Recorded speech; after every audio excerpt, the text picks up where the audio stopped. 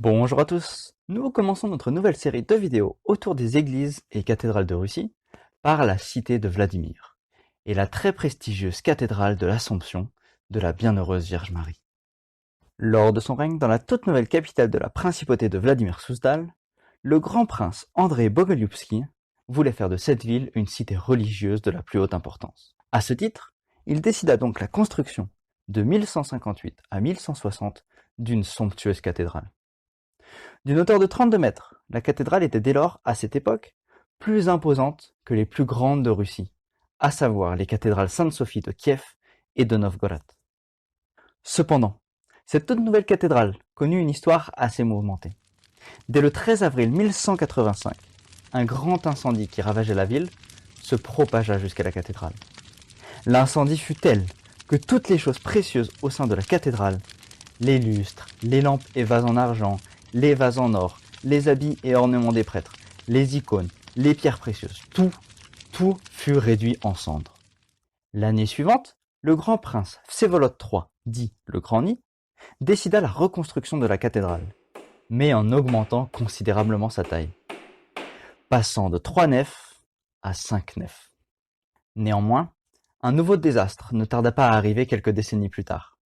Le grand-duc Yuri Vsevolodovitch, fils de Vsevolod III le Grand-Nid, et ses fils furent torturés et massacrés au combat lors de l'invasion mongole de 1238.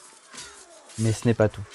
La grande-duchesse Agafia Vsevolodovna, sentant le danger arriver, décida de se réfugier avec l'une de ses filles et ses belles-filles sous la protection de Dieu dans la cathédrale.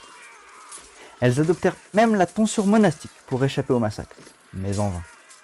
L'envahisseur continuant l'œuvre qu'il avait commencée dans la ville, incendiant à son tour la cathédrale, tuant ainsi tous ses occupants. De toute la famille princière, seule la fille Dobrava Yurievna, qui ne se trouvait pas dans la ville à ce moment, survécut au massacre. Plus tard, toute la famille princière a été canonisée par l'Église orthodoxe en tant que martyr de Vladimir. La cathédrale a tout de même connu une période de prospérité, et les meilleurs peintres d'icônes y sont venus décorer ses murs de fresques. Le plus célèbre d'entre eux est sans aucun doute Andrei Roubliov, en l'honneur de qui une sculpture a été érigée devant la cathédrale. Celui-ci avait été sollicité au début du XVe siècle afin de réaliser entièrement l'iconostase de la cathédrale. Il est également intervenu avec son compère Daniel Tchorny afin de réaliser une partie des fresques murales. Seuls des fragments de la célèbre scène du Jugement dernier ont survécu jusqu'à nos jours. L'iconostase, réalisée par Roubliov, a également été perdue à partir de la seconde moitié du XVIIIe siècle. En effet, en 1767, l'impératrice Catherine II, de passage à Vladimir, ordonna une rénovation importante de la cathédrale, dans l'optique de recréer la splendeur de l'ancien temple.